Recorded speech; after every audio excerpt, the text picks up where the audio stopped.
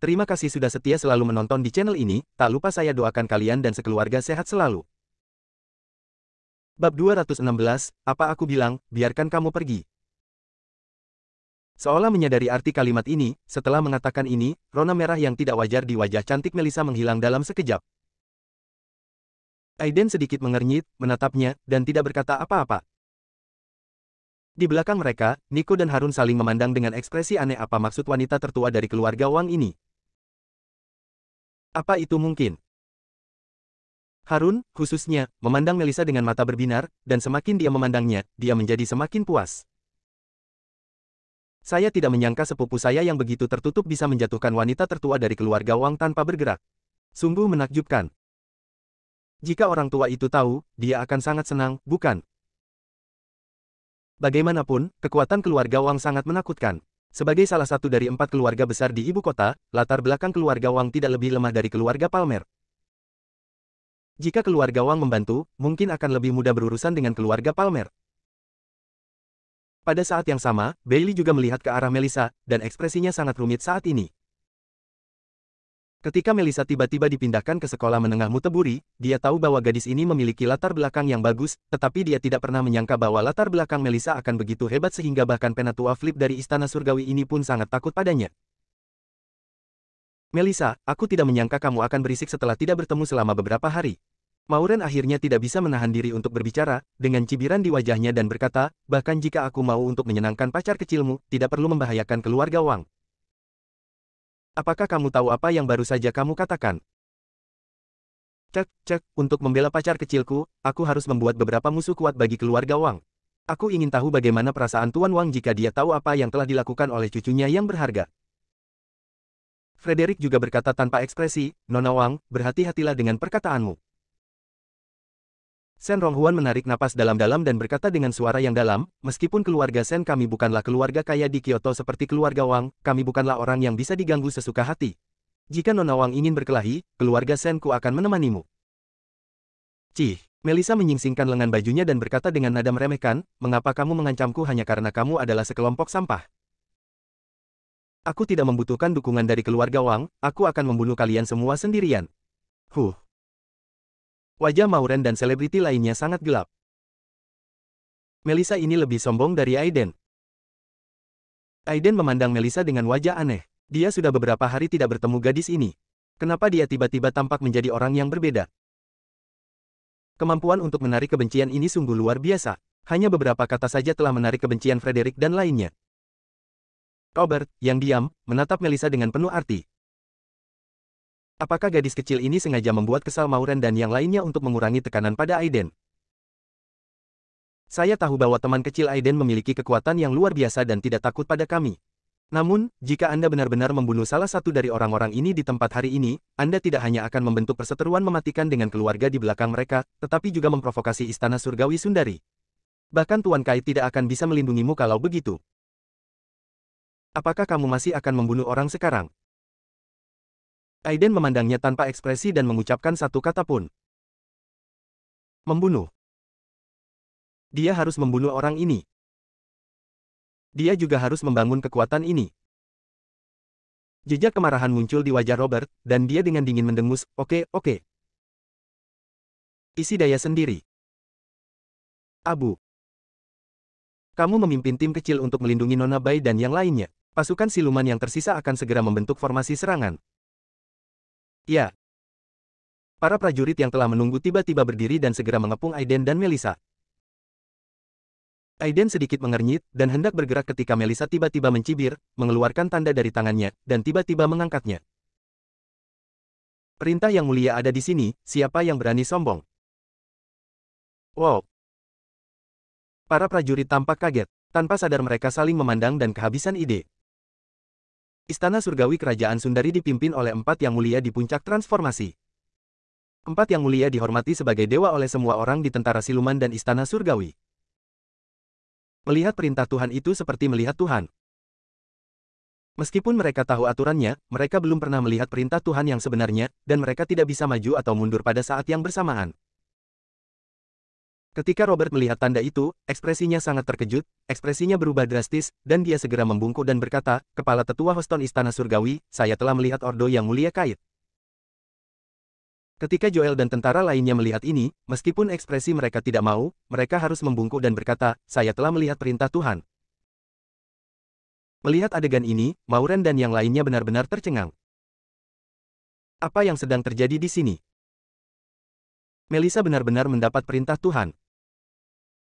Itulah perintah salah satu dari 4 yang mulia di Istana Surgawi Sundari. Masing-masing ordo terhormat ini mewakili makhluk tak terkalahkan di puncak transformasi.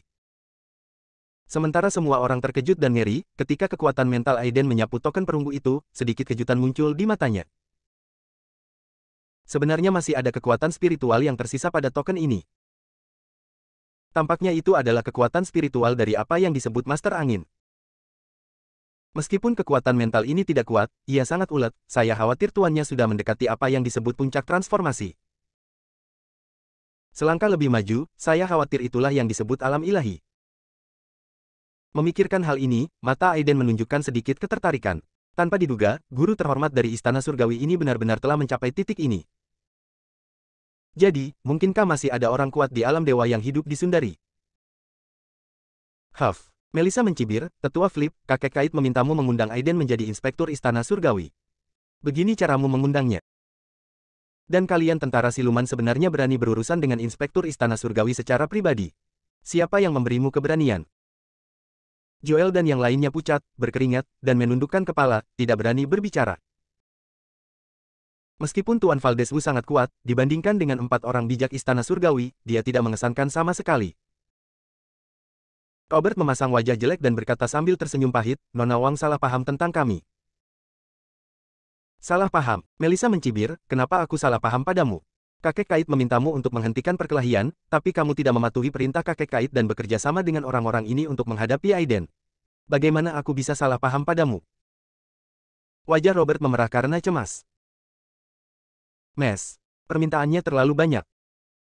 Berlebihan. Mengapa permintaan Aiden terlalu berlebihan?" Melissa berkata dengan enggan, "Orang-orang ini ingin membunuhnya, apa salahnya dia ingin melawan?" Tapi apa? Ekspresi Robert berubah drastis, dan akhirnya dia menghela nafas dengan sedih dan berkata, "Itu saja, karena Nona Wang mendapat perintah dari Tuan Kait, saya tidak akan peduli tentang apapun, silakan lakukan sesukamu." "Sial, aku tidak mampu menyinggung perasaanmu, kenapa aku tidak bisa bersembunyi darimu?" Menurut legenda, Tuan Kait berhubungan baik dengan keluarga Wang, dan itu memang benar. Dengan perintah yang mulia di sini, orang-orang kecil seperti keluarga Bai dan keluarga Duan, mendoakan yang terbaik untuk diri mereka sendiri. Di tengah tatapan mata semua orang, Robert memelototi Suki. "Kenapa kamu tidak segera pergi?" "Oh." Suki ditarik olehnya dengan ekspresi bingung di wajahnya. Melissa mendengus dingin, melihat ke-30 tentara yang tersisa, dan berteriak dengan dingin, "Apa, kamu masih ingin tinggal di sini bersama mereka?" Semua orang saling memandang, membungkuk padanya, dan sepertinya buru-buru pergi. Joel menatap Aiden dengan wajah enggan dan hendak pergi dengan kepala menunduk. Namun melihat Aiden yang selama ini diam, tiba-tiba dia berkata dengan tenang, "Apakah aku menyuruhmu pergi?" Bab 217, Bunuh di depan umum. Ekspresi Joel tiba-tiba berubah, dan dia berteriak dengan suara yang dalam, "Apa maksudmu?" Aiden meliriknya dengan acuh tak acuh dan mengucapkan 2 kata. "Membunuhmu." Kata-katanya belum selesai. Swoosh. Tiba-tiba, aliran cahaya gelap melintas, dan tatapan Joel membeku sesaat. Saat berikutnya, sebuah kepala besar berguling ke tanah. Bau darah memenuhi udara, dan darah mewarnai tanah menjadi merah, sungguh mengejutkan. Aiden tiba-tiba mengambil tindakan tanpa peringatan, kecuali Harun dan Bailey, yang pandangannya terhalang olehnya. Pemandangan ini menarik perhatian semua orang. Di kejauhan, Robert, yang memperhatikan pemandangan ini, berhenti sebentar, tetapi tidak berhenti, dia menghilang ke dalam malam dalam sekejap. Dia tidak bisa lagi mengendalikan masalah ini. Jika langit runtuh, secara alami akan ada seseorang yang tinggi yang menopangnya. Jika Aiden benar-benar menjadi gila dan membunuh Mauren dan yang lainnya, keluarga Bai yang marah dan keluarga Shen Duan tidak akan dapat menemukannya. Jika mereka ingin menemukannya, mereka akan pergi ke Tuan Kait. Ah! Melihat adegan yang sangat berdarah ini, Mauren adalah orang pertama yang tidak sanggup menanggungnya. Dia berteriak, wajahnya menjadi pucat dalam sekejap, dan dia membungkuk dan muntah ke tanah. Adapun Shen Ronghuan dan Maxwell Duan, mereka belum pernah melihat pemandangan yang begitu mengerikan sebelumnya, dan wajah mereka sangat pucat. Ketika mereka melihat Aiden, mata mereka penuh ketakutan. Orang gila ini sebenarnya mulai membunuh orang tanpa peringatan apapun. Ekspresi Frederick tidak berubah sama sekali, dia telah melihat pemandangan yang lebih mengerikan dan tragis di medan perang. Setelah melakukan semua ini, Aiden melambai dan mengambil kembali pedang petir terbang itu. Ayo pergi. Melissa tercengang. Tidak perlu lagi membunuh orang. Bukankah ini pernah dibunuh sebelumnya? Aiden tersenyum tipis dan berkata, sisanya akan dibunuh di lain hari. Melissa mengangguk dengan berpura-pura dan berkata, tidak apa-apa. Jika kamu membunuh mereka semua sekaligus, itu tidak akan menarik. Aiden meliriknya dengan heran, dengan senyum masam di wajahnya. Dia hanya bercanda, tapi dia tidak menyangka gadis ini benar-benar akan menangkapnya. Gadis ini telah kembali ke ibu kota, dan dia telah banyak berubah. Seperti yang diketahui semua orang, inilah wajah asli Melissa. Melissa memiliki karakter seorang penyihir cilik yang tidak takut pada apapun. Jika dia perempuan dan tidak menyukai musik, catur, kaligrafi dan lukisan, mengapa dia ingin berlatih bela diri? Mendengarkan dua orang mengobrol santai seolah-olah mereka sedang meminta nasihat dan tawar-menawar saat membeli sayuran di pasar, wajah Mauren, Frederick dan yang lainnya tampak gelap dan menakutkan. Itu terlalu banyak. Kedua orang ini benar-benar memperlakukan anak ayamnya seperti anak anjing, bisa membunuhnya kapanpun mereka mau. Namun, ketika mereka melihat tubuh Joel di tanah yang belum juga mendingin, mereka merasakan ketakutan sekaligus kegembiraan di hati mereka. Setidaknya Aiden yang gila itu tidak benar-benar membunuh mereka. Ini membuktikan bahwa dia masih memiliki keraguan di hatinya. Aiden melirik Mauren yang berwajah pucat dan yang lainnya, lalu berbalik dan pergi. Orang-orang ini bisa dibunuh kapan saja, tapi tidak saat ada Melissa.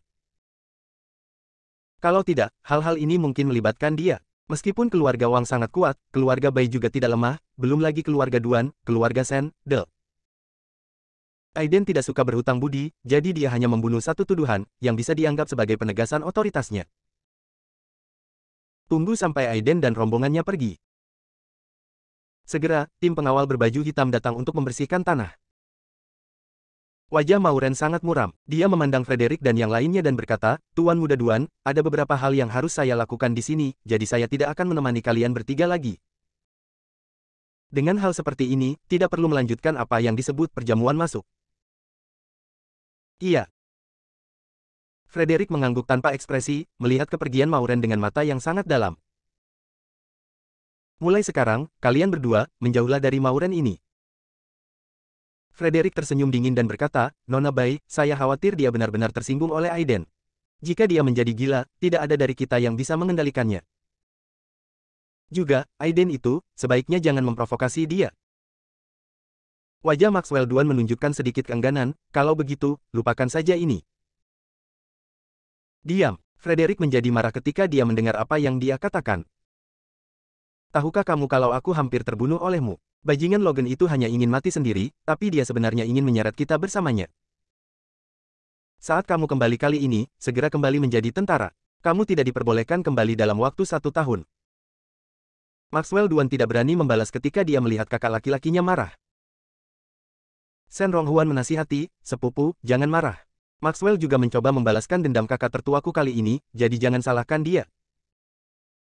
Huff. Frederick mendengus dan berkata dengan suara teredam, aku tidak peduli betapa kamu membenci Aiden ini. Tolong jangan mengambil tindakan apapun dalam waktu dekat.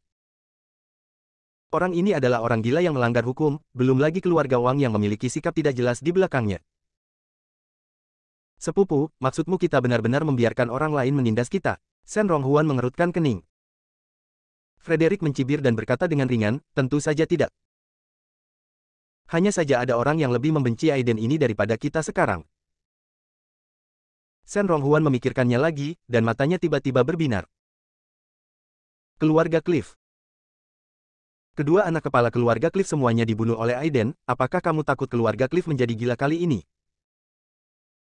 Keluarga Cliff telah beroperasi di Jinling selama bertahun-tahun, dan kekuatan mereka tidak lemah. Saya khawatir mereka akan bertarung dengan Aiden kali ini.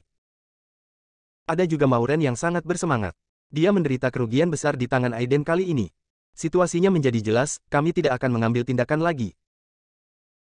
Saat Frederick sedang menganalisis, seringai muncul di matanya. Badai di kota Jinling mungkin akan segera datang. Di bar yang tenang, Aiden dan Harun tidak kembali ke rumah Lee, tetapi datang ke bar ini bersama Melissa dan yang lainnya. Di kamar pribadi yang didekorasi dengan elegan, Aiden memimpin dengan mengangkat gelasnya dan berkata kepada Melissa, "Terima kasih." Ketika Melissa mendengar ini, matanya yang besar menyipit menjadi bentuk bulan sabit, dia mengambil anggur dan meminum semuanya. "Terima kasih kembali. Ngomong-ngomong, izinkan aku memperkenalkanmu." Dia menunjuk pria jangkung di sebelahnya dan berkata, "Ini Elliot Walker dari keluarga Walker di Jinling. Berkat dia aku bisa tiba tepat waktu kali ini." Elliot Walker tersenyum rendah hati dan berkata, "Nona Wang, sama-sama. Saya hanya menambahkan sedikit. Saya tidak menyangka Anda sudah tiba di Jinling sejak lama." Kebanyakan orang di lingkaran mengetahui bahwa keluarga Walker di Jinling memiliki hubungan baik dengan keluarga Wang di Beijing. Jadi ketika Elliot Walker menyadari ada yang tidak beres dengan jamuan makan itu, dia segera memberitahu Melissa. Tak disangka, Melissa sudah sampai di bandara Jinling saat itu. Di bandara, dia bertemu Robert dan Suki yang datang bersama Melissa. Karena masalahnya mendesak, Robert bergegas ke sana terlebih dahulu, sementara Melissa dan tiga lainnya tiba kemudian. Oleh karena itu, adegan sebelumnya di Egret Private Club Manor. Setelah mendengarkan penjelasan Melissa, Aiden mengangguk sedikit dan berkata, "Jadi, Robert juga anggota keluarga Wangmu." Melissa tersenyum dan berkata, "Sebenarnya, Penatua Flip bukan anggota keluarga Wang. Dia hanya menerima perintah dari kakek Kait, dan kakek Kait berhubungan baik dengan keluarga Wang saya." "Aku mengerti." Aiden menggelengkan kepalanya dan terkekeh, "Apakah aku berhutang budi pada keluarga Wangmu?" Melissa mendengus dan berkata, "Itu wajar. Tahukah kamu berapa banyak yang kubayar untuk memohon pada kakek Kait agar memberiku token ini? Namun, pada akhirnya tampaknya tidak banyak gunanya. Dia datang ke sini setelah bekerja keras, tetapi tiba-tiba menemukan bahwa semuanya berada di bawah kendali Aiden, tetapi Mauren lah yang menderita kerugian besar." "Nona Wang, jangan katakan itu." Harun tertawa dan berkata, "Jika bukan karena tandamu, Penatua Flip dari istana itu tidak akan mundur begitu saja. Terlebih lagi, ini adalah kota Jinling. Aiden membuat keributan. Jika dia tidak melakukannya, aku tidak punya identitas resmi untuk melindunginya, itu juga sangat merepotkan, jadi kedatanganmu kali ini jelas merupakan bantuan pada saat dibutuhkan." Bab 218, Sebuah Cerita Berdarah. Mendengar perkataan Harun, Melissa tiba-tiba tersenyum cerah. Berwawasan luas. Tersenyum pada Harun, matanya yang besar menunjukkan sedikit apresiasi. Melihat ini, senyuman di wajah Harun menjadi semakin kuat. Dia mengerucutkan bibirnya ke arah Aiden dan menggoda, "Terima kasih kepada Nona Wang karena telah membantuku kali ini, kamu harus berterima kasih kepada Nona Wang. Bukankah begitu, Aiden?" Aiden mendongak dengan bingung, "Apa?" Untuk sesaat, suasana terasa sedikit canggung. Bailey di samping segera menutup mulutnya dan tertawa saat melihat ini. Malam ini, dia terlalu tertekan, dan sekarang dia akhirnya bisa rileks. Menurutnya, meskipun Aiden berdarah dingin dan kejam terhadap musuhnya, dia sangat perhatian dan baik kepada teman dan kerabatnya. Melissa juga memelototi Aiden dan berbisik, "Bodoh sekali." Meski suaranya kecil, dengan kekuatan Aiden, bagaimana mungkin dia tidak mendengarnya? Tak berdaya, dia hanya bisa tersenyum pahit dan tidak menjawab. Dia tidak tahu bagaimana perasaannya terhadap Melissa. Meski sudah menjalani 2 masa kehidupan, ia masih belum memiliki banyak pengalaman dalam menjalin hubungan. Dalam kehidupan terakhirnya, karena sosok itu di dalam hatinya, dia tidak memiliki pendamping Tao bahkan setelah mencapai puncak.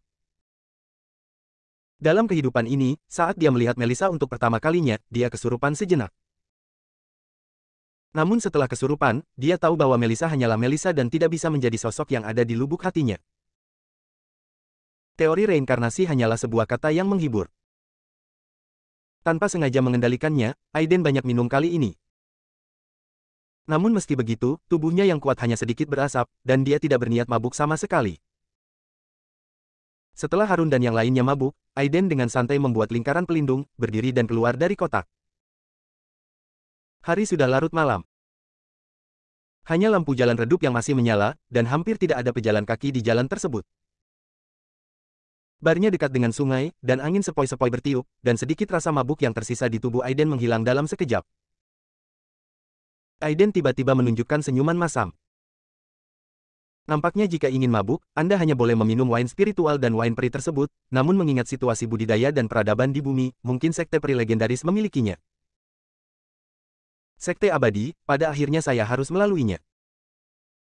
Selain itu, saya berharap masih ada sisa-sisa susunan teleportasi kuno di sana, jika tidak, bagaimana saya bisa meninggalkan bumi dan pergi ke dunia budidaya?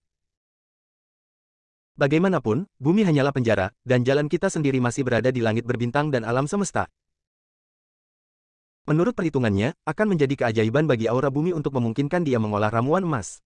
Tidak mungkin menerobos dewa surgawi jiwa yang baru lahir dan melintasi bidang bintang. Oleh karena itu, dia hanya punya satu cara untuk melewati susunan teleportasi kuno. Tetapi bagaimana jika tidak ada susunan teleportasi kuno di sekte abadi itu?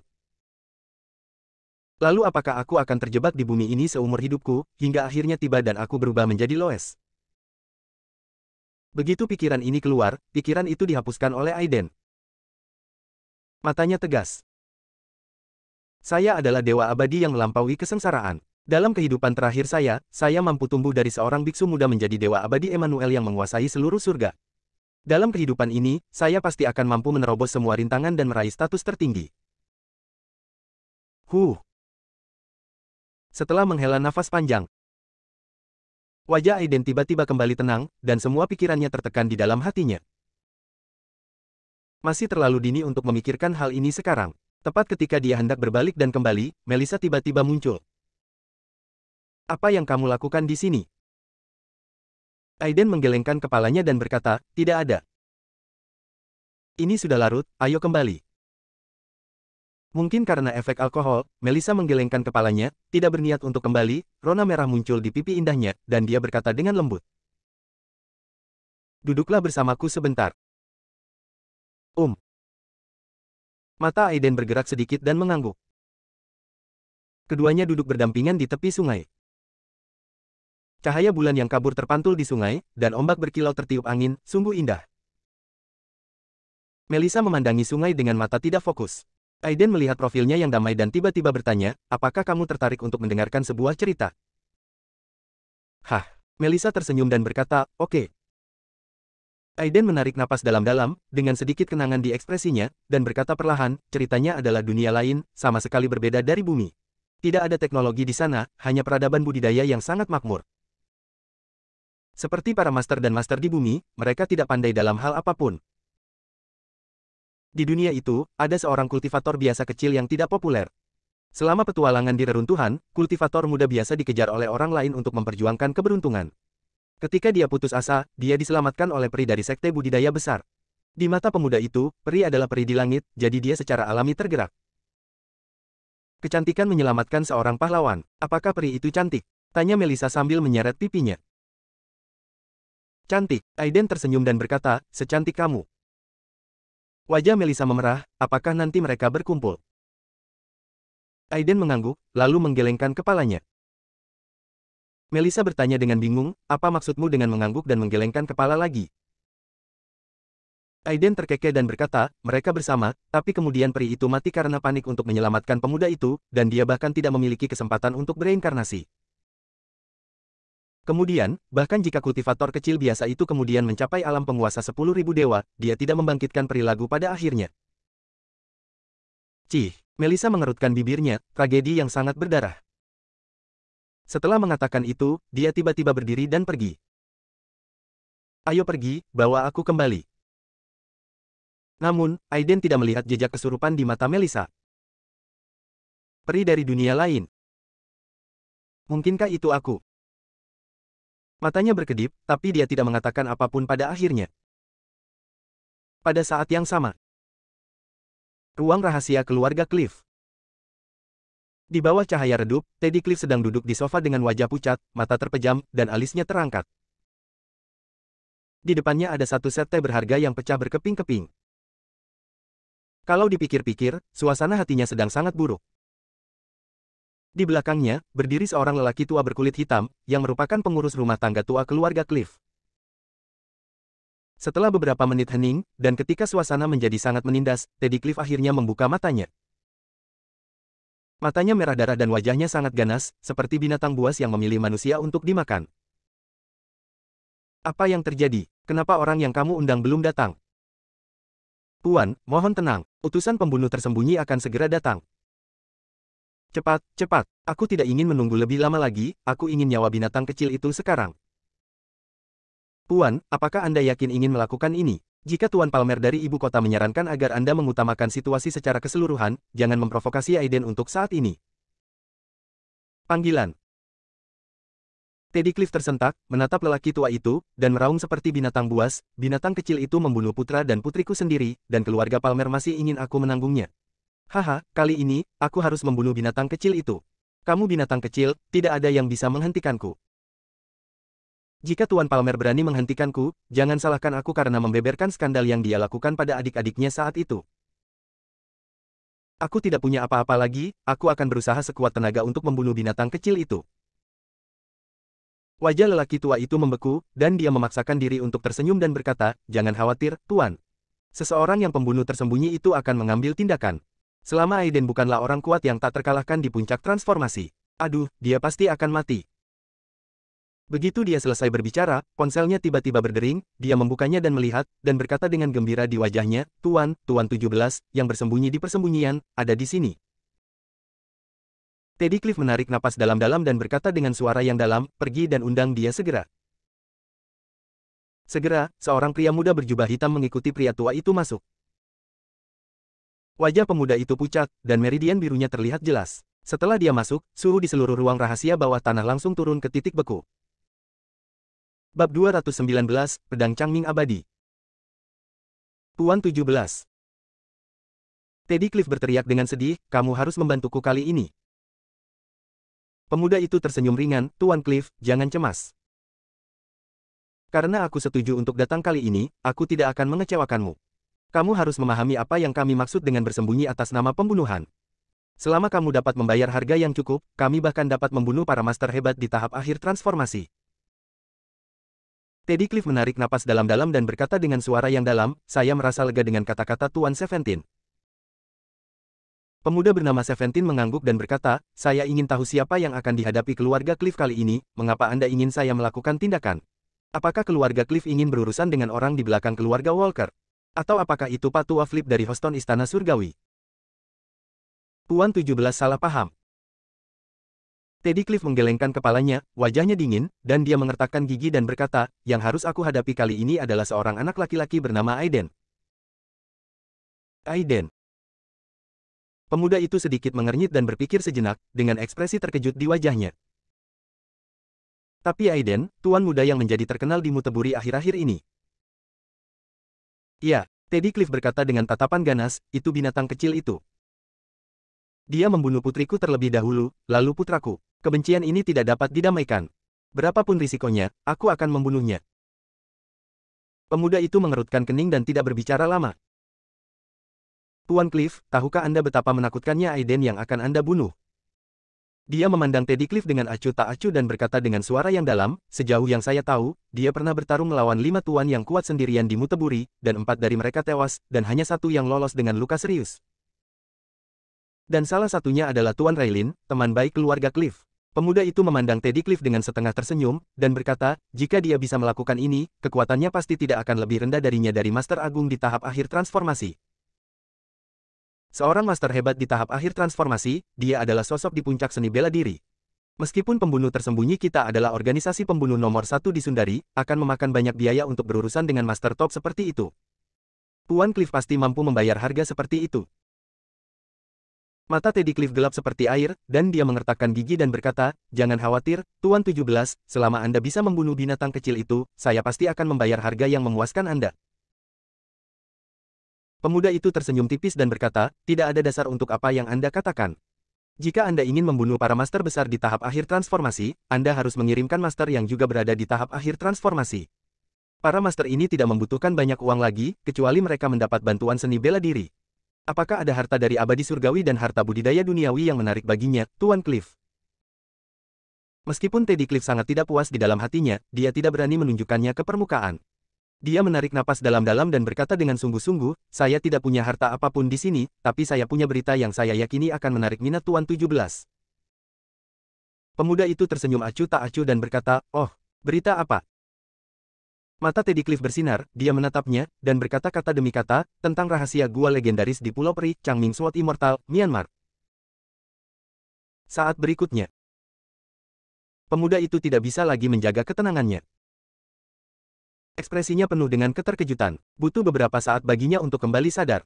Dia bernapas dengan cepat dan berkata dengan suara yang dalam, apakah kamu berbicara tentang Gua Changming Immortal yang legendaris, penguasa terakhir alam dewa?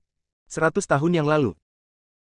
Tepat sekali. Teddy Cliff mengeluarkan kompas batu yang setengah rusak dari tangannya, menyerahkannya kepada pemuda itu, dan berkata, ini adalah beberapa catatan dan peta singkat tentang Gua Abadi di Changming. Tentu saja, itu hanya sebagian kecil. Sedangkan yang asli itu palsu, saya yakin Tuan Seventeen seharusnya bisa melihatnya dengan penglihatannya. Wajah pemuda itu sangat serius, dia mengambil separuh kecil kompas dan melihatnya sekilas, wajah pucatnya memerah dan napasnya menjadi sangat berat. Di mana sisanya? Melihat dia telah mengambil umpan, Teddy Cliff menunjukkan senyuman gelap di matanya dan berkata dengan tenang, Tuan Seventeen, jangan cemas. Selama kamu bisa membawakanku kepala Aiden, aku akan memberimu sisanya dengan kedua tangan.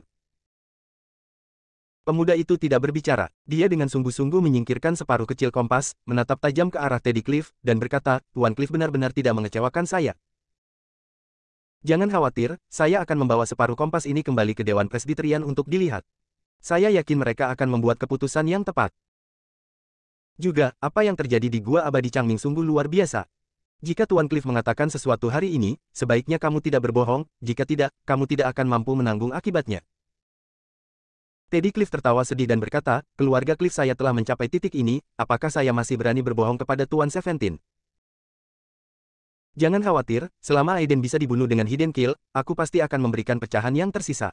Namun, jika kamu tidak bisa melakukannya, maka aku harus mempekerjakan orang lain. Pemuda itu menyipitkan matanya ke arah Teddy Cliff dan berkata, Tuan Cliff, jangan khawatir, meskipun Aiden agak jahat, saya belum menganggapnya serius. Saat itu, bahkan Kait, yang berada di puncak alam transformasi di ibu kota Istana Surgawi, terluka parah oleh kami, apalagi seorang master hebat yang berada di alam transformasi akhir. Jangan khawatir, Aiden pasti akan mati dalam 3 hari. Pada saat itu, mohon Tuan Cliff untuk menyiapkan sisa potongan peta. Teddy Cliff terlihat sangat kedinginan dan berkata, dalam hal ini, saya akan menunggu kabar baik dari Tuan 17. Pemuda itu mengangguk, berbalik dan melangkah pergi. Dia ingin kembali dan melaporkannya secepatnya. Masalah ini terlalu banyak hubungannya dengan itu. Gua Immortal Changming dikatakan sebagai gua penguasa terakhir alam dewa di Sundari 100 tahun yang lalu. Jika dia bisa memasuki gua tuan yang tiada taranya, mungkin leluhur dari organisasi pembunuh tersembunyi mereka bisa mengambil kesempatan untuk memasuki alam dewa legendaris. Pada saat itu, meskipun itu ada istana surgawi Sundari, apa gunanya? Aiden tidak tahu apa-apa tentang urusan keluarga Cliff.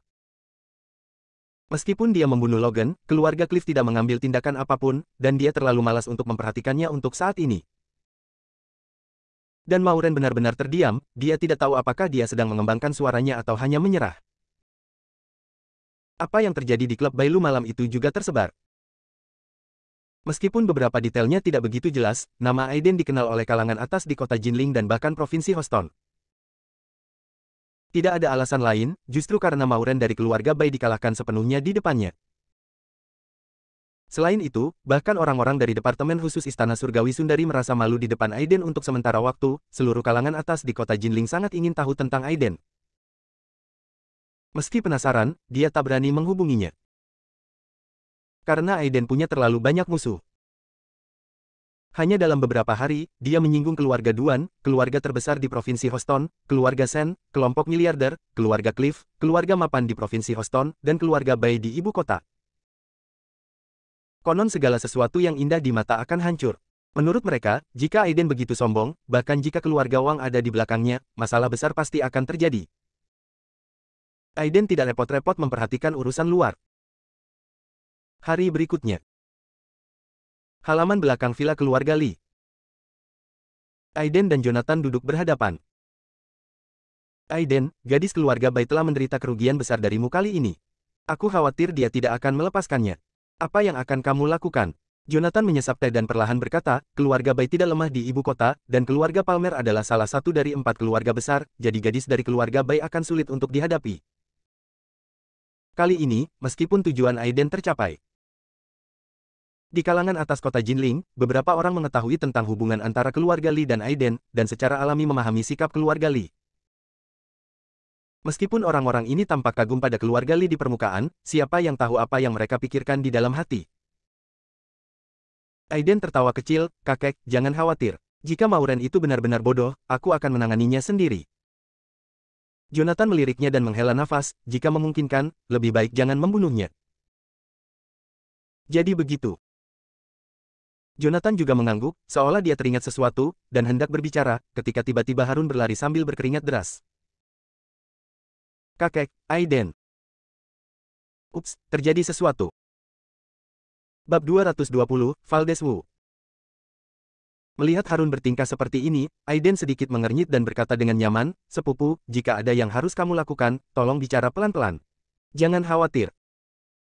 Memang benar orang dewasa seperti itu masih sangat mudah tersinggung. Apakah ada sesuatu yang tidak bisa dikatakan pelan-pelan? Mungkinkah langit sedang runtuh? Jonathan juga memarahi dengan wajah tegas. Harun tersenyum masam dan berkata dengan cemas, kakek, bukannya aku tidak ingin bicara pelan-pelan, tapi orang-orang sudah ada di depan pintu. Apa? Jonathan tiba-tiba mengangkat alisnya, tiba-tiba berdiri, dan berteriak, sudah di depan pintu. Apa yang terjadi? Kerutan di dahi Aiden semakin dalam. Sepupu, apakah keluarga Cliff, keluarga Duan, dan keluarga Sen sedang mencari masalah? Harun menggelengkan kepalanya dan berkata dengan sungguh-sungguh, mereka dari Istana Surgawi. Istana Surgawi. Wajah Aiden menunjukkan sentuhan dingin. Bukankah pelajaran sebelumnya cukup? Lalu Robert benar-benar berpikir bahwa saya tidak berani membunuh orang.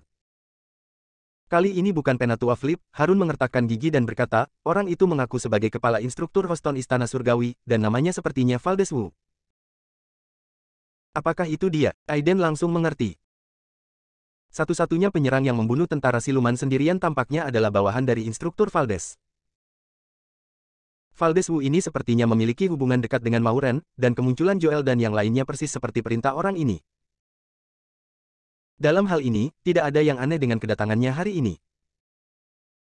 Pada saat yang sama, pintu masuk villa keluarga Lee.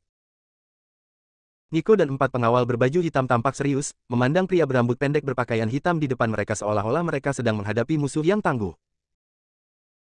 Pria berambut pendek itu bertubuh tinggi, dengan tepi lancip di wajahnya, alis lancip, dan mata berbintang.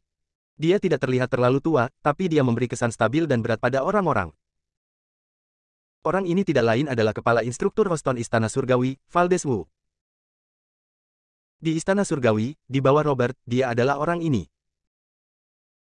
Seorang master super berusia pertengahan 30-an yang berada di tahap tengah transformasi, dia adalah kebanggaan surga dimanapun dia berada. Terlebih lagi, orang ini memiliki latar belakang yang sangat kuat. Dia berasal dari keluarga Wu, keluarga seni bela diri pertama di Sundari.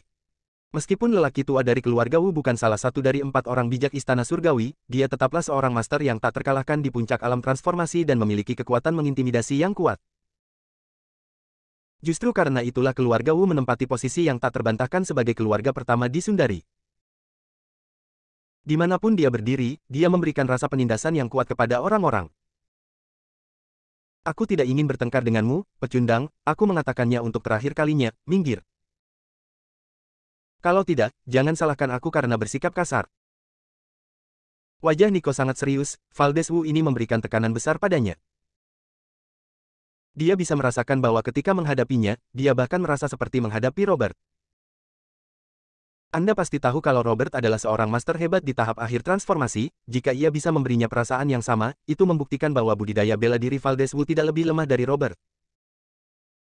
Sebagai keturunan langsung generasi ketiga yang paling menonjol dari keluarga seni bela diri nomor satu di Sundari, meskipun tingkat budidaya Valdez Wu hanya dalam tahap tengah transformasi, tetapi dengan seni bela diri yang diwarisi dari keluarga Wu, efektivitas tempurnya tidak lebih lemah dibandingkan dengan master biasa pada tahap akhir transformasi. Oleh karena itu, di Istana Surgawi, meskipun Robert adalah ketua-ketua, dia sangat sopan kepada Valdez Wu. Tanpa izin guru, aku tidak akan pernah melepaskanmu. Meskipun Nico tahu bahwa ada kesenjangan kekuatan yang besar di antara keduanya, ekspresinya sangat tegas dan dia tidak mundur sama sekali. Huff. Kalau begitu suruh Aiden keluar dan menemuiku. Valdez Wu mengangkat alis pedangnya dengan keras dan berteriak, bunuh bawahanku, apakah kamu benar-benar mengira aku, Wu, terbuat dari tanah liat? Orang tua Flip takut pada keluarga Bai dan Tuan Kait, tapi aku, Valdez Wu, tidak takut. Suruh Aiden keluar, kalau tidak aku akan menerobos. Lancang sekali, guru, bagaimana kamu bisa memanggilnya seperti itu? Nico berteriak dingin dengan kemarahan di wajahnya. Namun sebelum dia menghabiskan minuman dinginnya, wajah Valdez Wu tiba-tiba berubah muram, dan seringnya muncul di sudut mulutnya. Betapa beraninya. Desir. Seluruh tubuhnya ditarik ke dalam bayangan buram di udara. Karena kecepatannya yang begitu cepat, bahkan udara pun meletus dengan rentetan raungan yang dahsyat. Mundur. Ketika krisis besar melanda, ekspresi Nico tiba-tiba berubah, dan ketika dia berteriak keras, dia mundur tanpa ragu-ragu. Apakah kamu mau lari? Sebuah cibiran datang. Tubuh Nico yang mundur tiba-tiba membeku, dengan ekspresi kaget dan marah di wajahnya, dan dia meninju ke kiri tanpa ragu-ragu. Responnya lumayan bagus, tapi sayang kekuatannya terlalu lemah. Ketika tawa bercanda datang, sosok Valdez langsung muncul di sisi kiri Nico. Boom! Suara benturan pelan terdengar. Namun sosok Valdez Wu tidak goyah sama sekali. Di depannya, aura emas beredar, membentuk perisai cahaya berbentuk busur. Wajah Nico memerah dan matanya penuh rasa tidak percaya. Aku bahkan tidak bisa menembus perisai cahaya miliknya. Hancurkan untukku. Boom! Energi yang melonjak langsung membentuk cahaya menyilaukan di tangan Nico, dan kemudian meledak secara tiba-tiba. Mendengus. Tampaknya adegan ini membuat Valdez secara alami marah, dia mendengus dingin dan memukul dengan telapak tangannya. Swos. Bila udara emas langsung memotong pukulan Nico menjadi dua. Kudengar kamu adalah murid Aiden. Karena dia membunuh Joel, aku akan membunuhmu terlebih dahulu dan mengumpulkan bunganya terlebih dahulu. Pisahkan dengan telapak tangan. Valdez berdiri dengan tangan di belakang punggung dan menatap Nico dengan dingin. Seorang pejuang dengan kekuatan batin pasti akan mati akibat serangan ini. Ketika beberapa pengawal berbaju hitam di belakang Nico melihat ini, mereka sudah sangat panik bahkan lupa meminta bantuan. Narasinya lambat, tapi semuanya terjadi dalam sekejap. Selama krisis hidup dan mati yang intens, wajah Nico langsung memerah, energi menderu di sekujur tubuhnya, dan jubahnya bergoyang, membentuk perisai energi yang tak terlihat. Di belakangnya ada pedang panjang yang dibawa di punggungnya. Seolah merasakan krisisnya, ketika dia gemetar hebat, dia seolah ditarik oleh kekuatan tak kasat mata dan terbang dalam sekejap. Dentang. Suara emas dan besi terdengar. Cahaya yang belum pernah terjadi sebelumnya muncul di mata Nico, dia memegang pedang di kedua tangannya, dan energi di tubuhnya meledak hingga ekstrim, menebasnya dalam sekejap. Klik. Saat berikutnya. Bila udara emas dan pedang panjang bertabrakan secara langsung. Pedang itu patah. Tubuh Nico terbang seperti burung dengan sayap patah, seteguk besar darah muncrat, dan wajahnya menjadi sangat pucat dalam sekejap. Dan bila udara emas juga menghilang. Dia belum mati. Valdez Wu memandang Nico dengan hati-hati seolah dia telah menemukan sesuatu yang luar biasa. Kamu cukup bagus. Kamu sebenarnya bisa memblokir seranganku dengan kekuatan batinmu. Ada kilatan penghargaan di matanya, dan dia berkata dengan merendahkan, saya akan memberi Anda kesempatan untuk menjadi muridku dan bergabung dengan tentara siluman. Saya akan mengampuni hidup Anda. Nico setengah berlutut di tanah, wajahnya sepucat kertas, dia perlahan mengangkat kepalanya sambil bernapas, menatap Valdez dengan dingin, dan berkata dengan sinis, kamu ingin menjadi tuanku, apakah kamu memenuhi syarat? Wajah Valdez Wu tiba-tiba menjadi dingin dan tegas. Status seperti apa yang dia miliki? Mengambil inisiatif menerima murid sudah merupakan anugerah yang luar biasa, tetapi orang ini tidak menghargainya. Beraninya dia mengejek dirinya sendiri seperti ini. Benar-benar mencari kematian. Karena kamu sedang terburu-buru untuk bereinkarnasi, maka aku akan memberimu tumpangan. Wajah Valdez bersinar dengan niat membunuh, dan tubuhnya menghilang dalam sekejap. Ketika dia muncul kembali, dia sudah berada di depan Nico dan menepuk bagian atas kepalanya dengan telapak tangannya. Nah, mati. Bersambung.